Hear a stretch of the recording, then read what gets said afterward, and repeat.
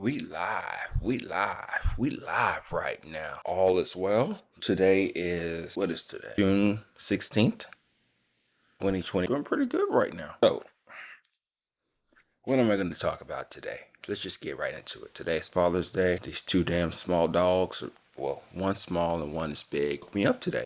I wanted to sleep in for a little bit longer, took some melatonin. Those dogs were not having it. So, I'm up right now. It's a good thing I set the stuff up. So we'll see how long we go for. I don't know how long we're gonna go for. I always say that and manage to talk for 30 minutes, but we shall see. Let's see.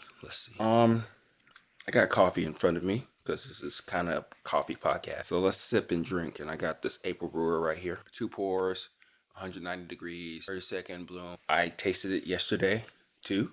Kind of more so the same, but I used the switch with the Melita filter. I did the same thing with the all that grapefruity stuff is coming in. So if you don't want no grapefruit type of taste, I would say like 185 should probably do it. I think I did 1 pour. I can't remember what I did. It doesn't really matter. I don't like the different variations that I'm getting from this coffee, and it's kind of tasting similar to that King. This is a light roast. This is 75 whole bean reading and 73 ground. So this is still right up there as a light roast. Still acidic, mainly grapefruit taste. So this is hot. This is the hottest it's gonna be. It's gonna cool down, so we'll test it out again. But yeah, I'm not feeling this coffee so much. Don't know why. I can't find sweetness. I'm gonna try it one more time as a medium roast. We may just put this experiment to bed. I don't know really what to say about that.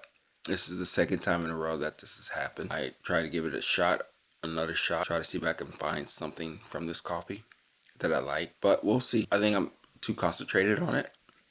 That could be it too. And we're gonna try a couple of different things to see if we can get there a little bit, right? So we're gonna try a true medium, probably like a 65, something like that. I need to check the actual dials on it or something, but probably a minute and 30 seconds to get to the medium side of it. Not rush it, but just make it sure that it gets there. I may roast it today. But yeah, I'm just sitting here just like not too happy, mainly because the dogs woke me up and I don't really know what to make of this coffee. And again, as I did a couple of months ago, like the state of coffee. Again, I wonder if it's me. I do have a cool concept idea that I'll be working on in the next couple of weeks, but we'll see. We'll see how that works, right? Because I think that's going to be the biggest thing as we go through this hoopla of coffee. And I think that's the biggest thing, or why this is pissing me off, is that coffee. I wish it would taste better. I don't know if it's just me just drinking my coffees, but I don't make the coffee. I don't process it. I just roast it. And I roast it so many different ways and so many techniques that even if you don't know what you're doing, you're probably going to hit it once or twice, right?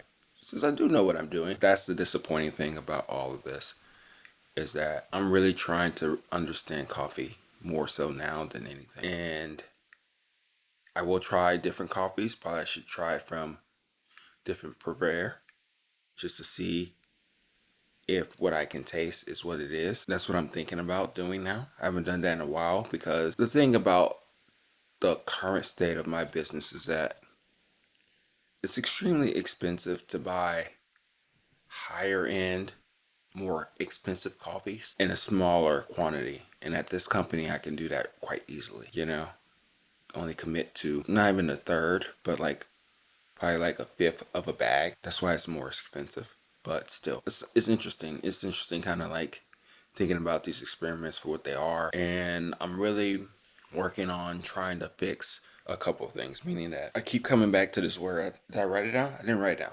Value, value, value. And what value do I actually give you? Because there's a lot of YouTube channels out there that are kind of giving you value in the coffee world, right? And I wouldn't say they were entertaining, so to speak. Some of their personalities do come out, but the value part. And truthfully, I don't really care about other people's channel. There are a couple that I do subscribe to, but I'm mostly on if I listen to things and all that stuff when it comes to coffee, there's only like 2 or 3 that I actually listen to. And I tend to stay in my like food type of way. So I do listen to a lot of food channels, business because I'm in business. Sometimes lawn care. I'm just all over the place. Sometimes when I look and view things when it comes to YouTube, fun and discovery, camera gear, videography, audio, and all that good stuff.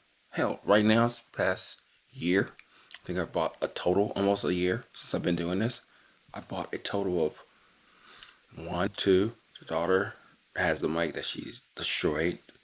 Two. Then there's another mic that's this behind the camera. That's three. And then I have another mic on top of this camera just to pick up audio so I can sync it later. And my Rode system. So I have five mics and I love them. And they all were different. So I'm going down this rabbit hole and all that good stuff, right? This one's not bad.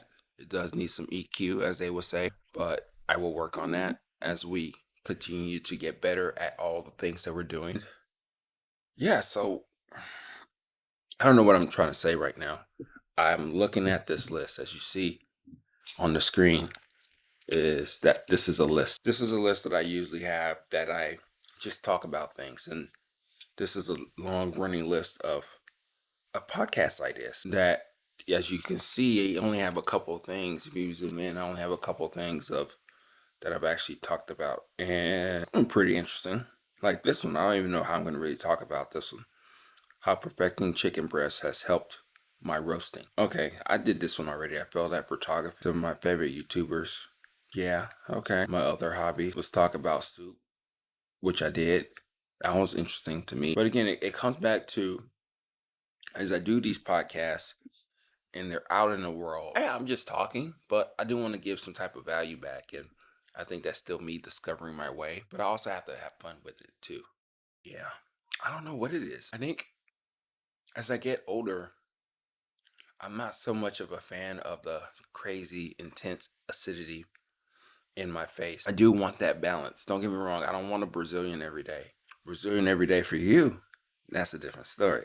But yeah, I think it's just too much. I think that's the reason why light roast to me now gets a bad name. Not a bad name, but it's true. A lot of times when you taste light roast, they all taste the same. I remember when I went to Seattle, that's how it was. Went to Seattle, hopped over, went to Vancouver, and we had a mini coffee pub crawl, right? And when we did that, it was interesting because all of the coffees tasted the same. No matter what they said that was on the bag or on the top of the board that told you what you will probably taste. You didn't really taste that. None of that shit. You just tasted high acidity type of coffees. No sweetness on it whatsoever. This is what this tastes like. So this is a light roast. I wonder if the medium roast is going to get any better. I'm going to have to roast that today. I'm just going to have to roast that today. Let it sit and be ready for it early. I really do want to see if I can taste what I need to taste from that coffee. This is a slower type of roast. This is a 10-minute. This is more so ideal, the type of roast that I like to do on coffees. And it's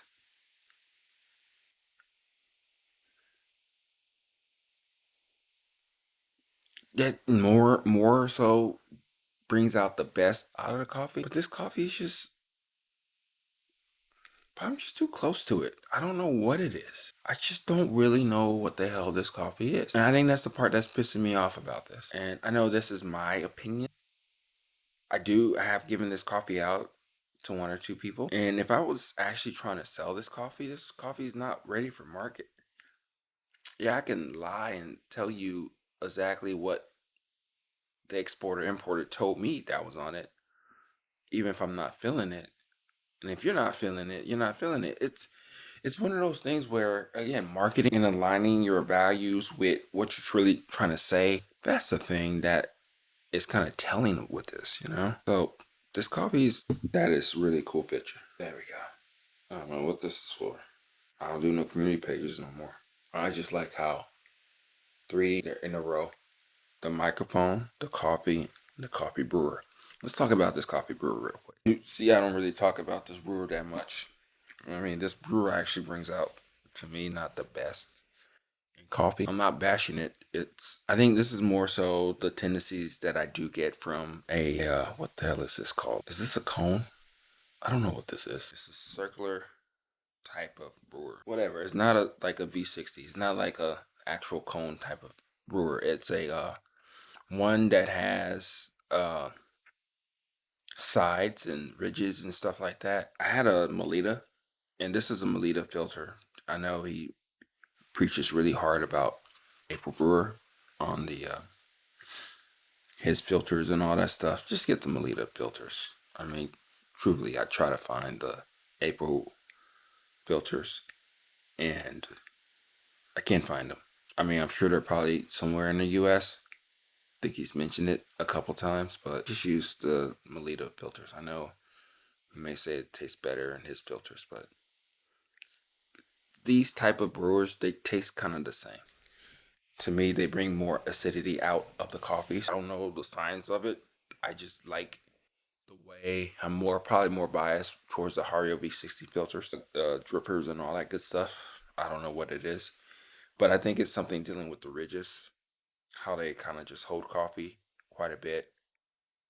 But why do I actually have this? This is not actually in the US. I mean, I think it's starting to get there. Probably there are some distributors that actually have it. So my brother,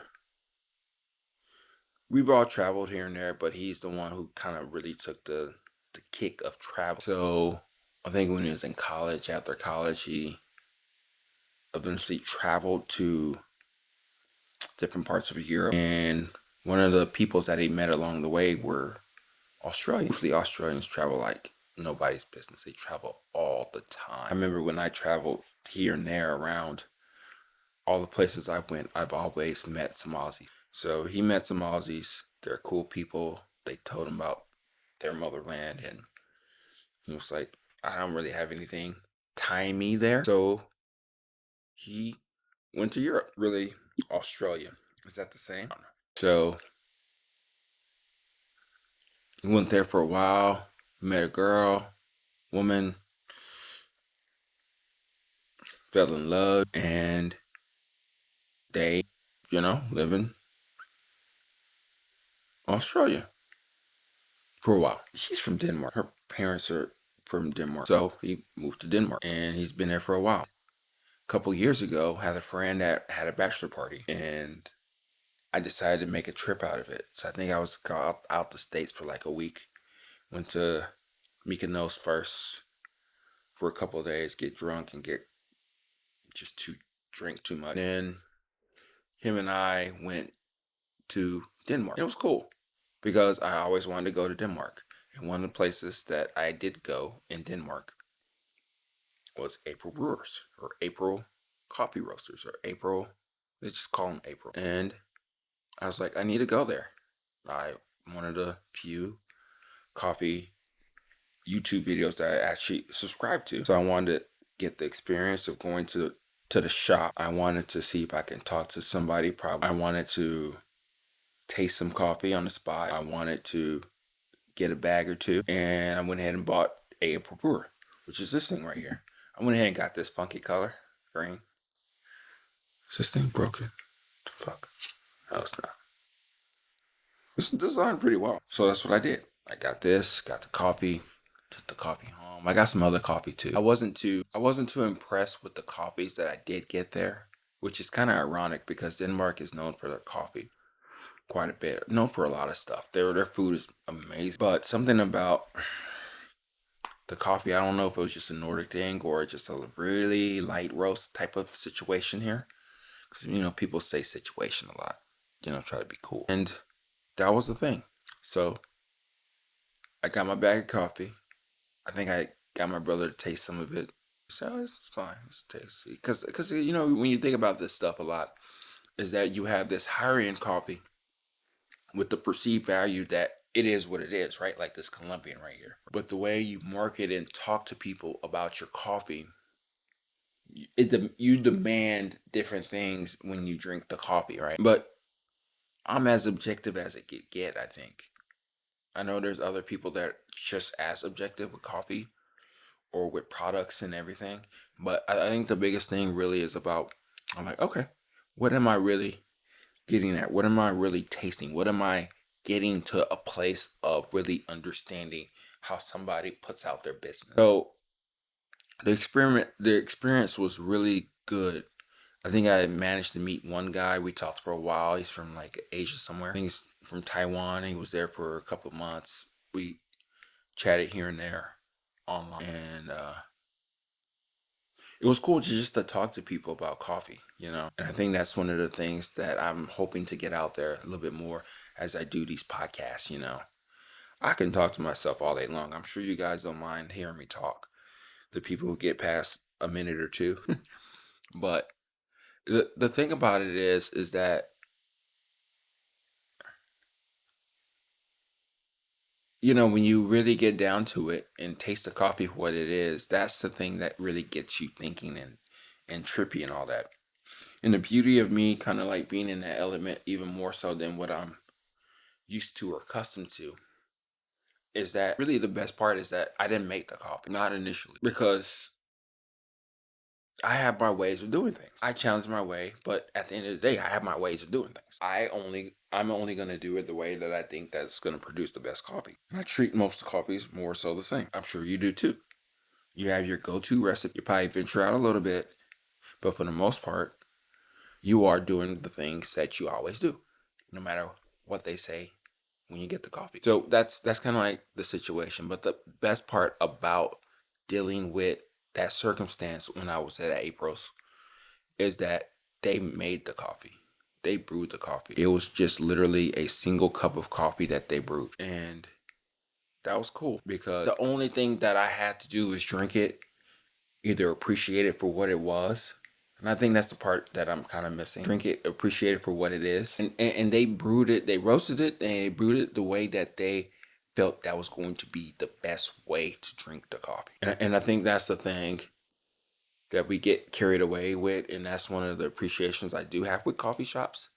But again, when you do it that way, a lot of times is that you're giving it to me the best way that you can make it, that you believe that you're making it the best way.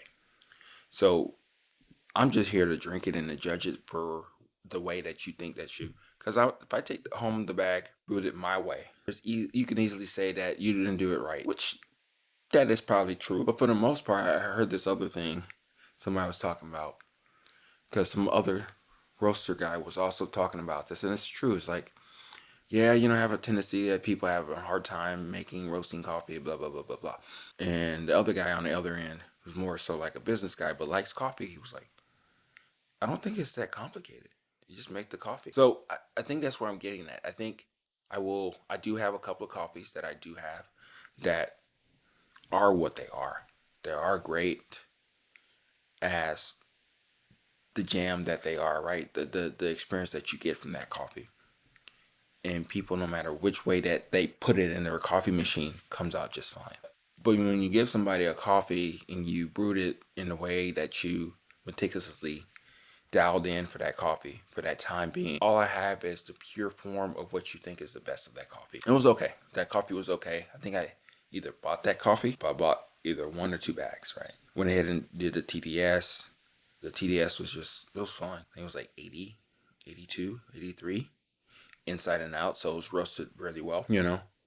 So the coffee was okay. It wasn't bad. But then we're getting back to, was it X amount of dollars better than what you'll get everywhere? It's better. Don't get me wrong, but is it that much better? Is it this like a foot better comparison? Kind of thinking about it that way. Or is it just a little bit better? Or it's like 3 or 4 inches better than what you typically get in the grocery stores? Because that's the thing about it. I wasn't interested so much of when I started to give out this coffee to my brothers, because think about it, my brother, more so him and his wife, 2 kids, that's my market. People who work every day, who do their things, who are happy. And coffee is not the number one priority, but they host parties from time to time.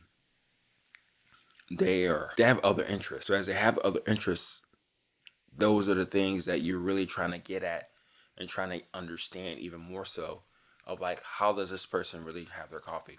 And when we went through the supermarket many times, it's like he just picked up a big bag of coffee and I peppered him with questions. I was like, okay, what do you like about this? It's relatively cheap. Do you like the taste of it? And it's okay. Okay. Would you buy better coffee if you, yeah, but it's more expensive. Do you get more from it? No, not really.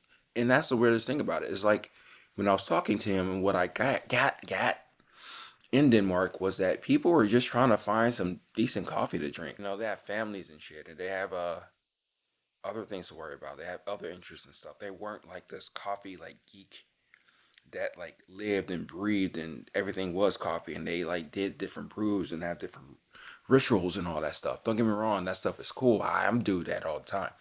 But the biggest thing about all of this is that you gotta figure out what your market is and it's always you play this game as a business owner and as a person who's trying to give a product that they represent and love and cherish and all that good stuff, right?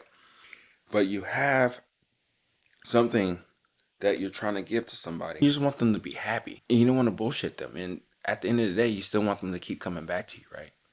Because that's how a business is sustainable, really. If you have this one hit wonder, the person that comes here and there to drink your stuff and they like it or they don't like it, they're still cool with you. They're just moving on to the next thing. But how can you really survive? That's really the thing. That's really the kicker. That's the thing that I think about all the time.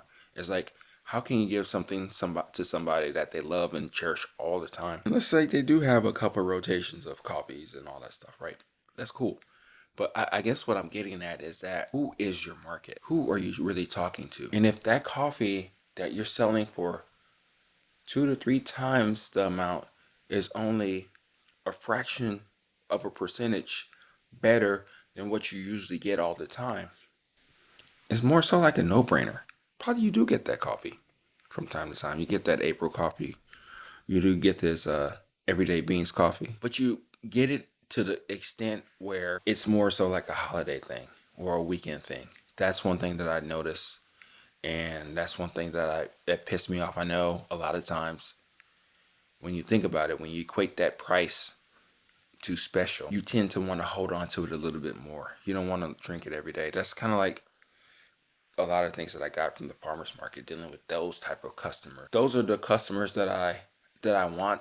Those the customers that will gravitate to the things that I think that matters the most because those customers know that coffee is important. They like it, they cherish it, but they don't want it to be their world, right? They just want it to be a part of their lives, part of their ritual, part of like just like I like this coffee. Like for instance, when I went to a party yesterday, one of the guys he was like, "Hey, yeah, I'm more of a breakfast blend type of person from Costco." And I'm like, "That's awesome, because you're kind of my client." Don't get me wrong, I love playing around with this exotic, crazy processing type of Colombian coffee. I love that stuff. That's really what kind of gets me going into like really understanding where the state of coffee is, which, I'm not too fond on or too happy about right now.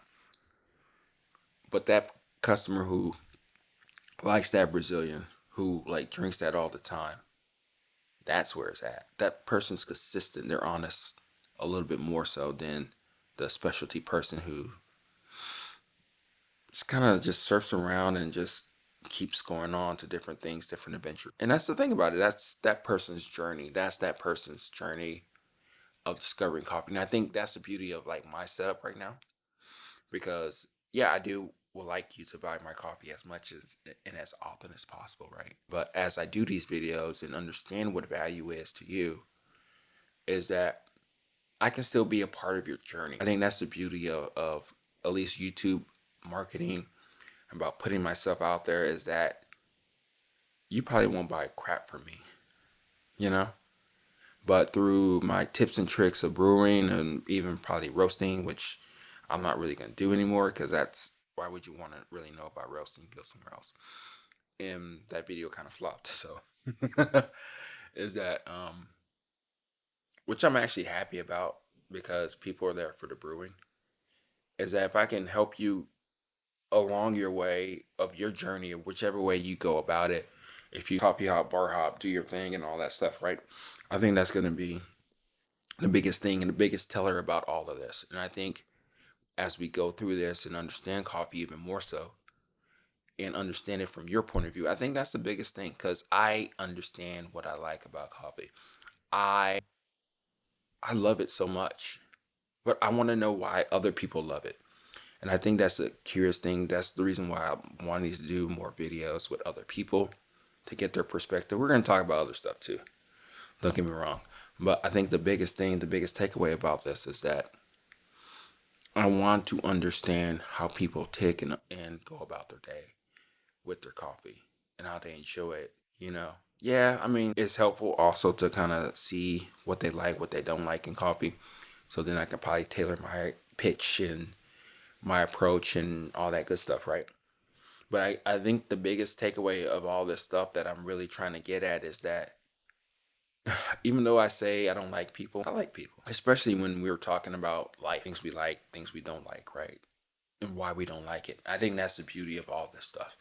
So I ramble. I don't know really what I'm talking about. Today was more so like a randomness of like thoughts and got up too early and excuses, right? And I think sometimes I need to slow down a little bit. But I guess what I'm saying is that this is fun for me. This is cool. And I like the discovery of like, even though I don't care for this coffee or this brewer, it's still fun. Think about it. This somebody has spent time. I don't think you need another coffee brewer out there, but I'm sure people will say, I don't need another coffee podcast or YouTube channel that talks about the same shit everybody else does, right? That's true. And I think that's the part that I'm figuring out slowly. But this person spent time to make this and make it better and keep making it better and try to understand what they're doing. I could appreciate it that I could appreciate it for that. I could appreciate all of this for the things that people like to do and like to express themselves. And I think that's the beauty of all this is that we're in a place in the world to where we can really understand and have fun and cherish the things that we're trying to do. So I can have respect and appreciate it for what it is. But if I don't like it, I don't like it. I'll tell you the reasons why. And again, like I said, it's not so much uniqueness to just April brew. It's more so to like this cone type of shape with this velvety or type of rigid type of thing that tends to like clog or keep coffee and not extract the whole thing. And to me, it produces a acidic type of taste of coffee. It enhances it. It like wakes it up even more so than the V60 to me. At least in the V60, I'm not sure you can pulse it and do different things. I know he likes to do like a middle pour and then a circle pour around to make sure you saturate the grinds and all that. You can do that with everything, right? But some way it still kind of produces that type of coffee that I'm not too fond on. And even with the V60, I get that from time to time too, especially with this coffee. This opening right here, that's not a bad opening. And he's also said that, it's designed for lighter roasts. I don't know if that is more so true for most coffees. I think for the most part, you can get the best out of coffee no matter which brewer you use to an extent. I mean, you're not going to put a light roast Mr. Coffee in this machine with very fineness in there and get a fantastic cup of coffee or not. We'll probably talk about that in the next couple of days because I actually did a video about the Mr. Coffee that I'm going to start playing around with. I don't know really what I'm saying right now. I think I'm worked up. I think I just want to chill on Father's Day. We'll see how much. And like I said, the experience at April was really cool. But again, when you take something home and you try to apply it to things that you're doing, like doing a little reconnaissance investigation on, I won't even say the competition, but just how other people do it, is that you really wonder how things really work. You really wonder how, like, okay, how is this really sustainable? Who's your market? What are you selling? What are we really getting at here? What are we getting to the point of really trying to understand what somebody's trying to do? And how does it really relate to you? That's the part that really excites me about all of this. Is like, how does all of this really work? Because it's kind of bizarre how somebody can put themselves out there and hope for the best and do things and pivot and change and understand the client even more so. That's the thing about this. So I don't know how long this video is. It is 30 minutes. Yeah, I still managed to get to 30 minutes. I was trying to do 10, 15, but I guess that's the saga of me doing these all the times. And I guess that's the part I'm about to make right now. I was watching this YouTube channel, and he was talking about barbecuing and competitions and stuff. And I told my wife, which is it's true, which I don't understand competitions too much. Competitions are, I think it's just a way to compete, but I'm sure there's more to it than that. Is that I'm more on the Japanese side of it, to where I'm just trying to get better than myself. I look at other people's for inspiration, but I'm trying to get better for myself. But he was talking about, like, what's the point of competitions? Is it to win the wars? Is it to sell more barbecue spices and all that good stuff? Is it what is it? What is the point of a competition? And there's a lot of things that he did get from it, right? But one of the things that I've noticed with things in general is that it's like reps. And as I was talking to my wife, I kind of like detoured and talked about how a lot of things are related to each other. Is that when you're talking or dealing with somebody, and for instance, I use the barista for instance. I make and brew coffee all the time. I probably brew coffee normally about once to twice a day. If I'm like geeking out and doing some YouTube videos, it could be 3 to 5 a day, right? But I don't make nowhere near the amount of coffees as it comes to when dealing with as a barista.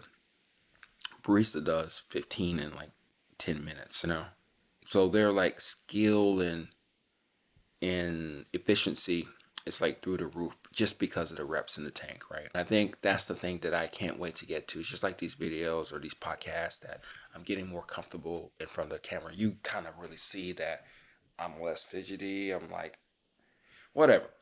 The point I'm making is that you get to get more of who I am, because I'm getting better about releasing these videos and expressing myself in front of this camera, in front of this microphone and all that, right? So I guess what I'm saying is that it's about reps in the tank. It's about doing something consistent enough to get better and get good at it. And as you do that and get better and understand the things that you're trying to do, that's really the only way to really get better. And as I do this and understand people even more so, the amount of knowledge that I will gather, the amount of experiences that I will have, that's the thing that I'm really trying to understand even more so. And I can't wait to really just get out there, talk to more people, and then just kind of see where it goes. About this, just see where it goes. That's the fun part about it, really, because you don't know. You don't know that by talking to a couple more people, and you kind of get the same thing. You will probably pivot in so many different ways to the point to where you're like, I found the way. Or somebody is interesting enough to where you're like, I can see your point. This is usually when it tastes the best. This coffee, we're done. Grapefruity. I do have a grapefruit that I'm about to eat to see if I'm kind of crazy. And it's actually gotten worse. So, yeah, we are back to the drawing board, but that's fine. We're going to go for a medium roast. We're going to see if we can find sweetness in a medium roast. I think I did find sweetness in a light roast. And the recipe that I found that kind of worked was 185 degrees. You bloom it for about 30 seconds, 45 seconds, and then you do one pour, a slow pour, for however long that you want to take out the coffee. So if you're doing a 1 to 15, you already did your math, that's where it's at. I think that's the best that I can do for this coffee to extract as much sweetness of this coffee the way I've done it as a light roast. The other way that I've done it too was a faster roast, probably like a 30, 45 second developmental pace. That one to me is a little bit more acidic. So I think the next time I approach it is that I'm just going to do it nice and slow, get it to where it needs to, pull it at 1/3, a minute and 30 seconds, and see where that goes. We're going to do 2 or 3 of those, just kind of make sure I get there. And probably change it up just a little bit. If I do if it falls where it falls, I'll figure that out. But that's what we're going to do. And we're going to use the test one of the Brazilian to see if I can gauge or find that sweetness. And we'll go from there. Sumatran was more so the same. Not much sweetness. It did come through a little bit more with that ratio, with that brewing ratio. So we're gonna play around with that. We're gonna see if we can really find it. And then once we do the medium roast, that's it. We may try dark roast, but I don't know. We might just do that anyway. We'll see. I don't know what I'm talking about right now. I'm all over the place, I think. Talk to you later.